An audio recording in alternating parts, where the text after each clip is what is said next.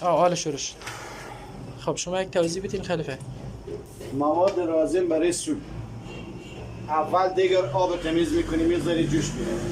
جوش که آمد سبزی قشنیز تازه جعفری با سیر خرد میکنی میریزی داخل دیگر. میگذاری که اینا یک تفت با آب بخور.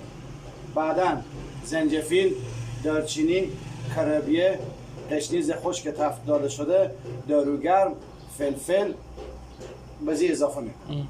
بعد از این روب به خاطر خوش‌طعم کردن دیگ استفاده میشه. بله. رنگ دیگ به مقدار لازم، هر رنگی که دوست داری میتونی غذا خود تعیین کنی شما. چون که روب میزنیم عموما باید سوپ ما رنگ قرمز داشته باشه. درسته. نخود پیشتر از همگی پخته میکنی به دیگ اضافه میکنی. چون که اگر نخود زیاد خام بریزی به داخل سوپ میمونه. بله بله. بعد از تمام کردن اینا که هم با هم ترکیب کردیم، نمک هم به مقدار لازم بزی اضافه میکنی. میگذاریم که او جوش بیاید.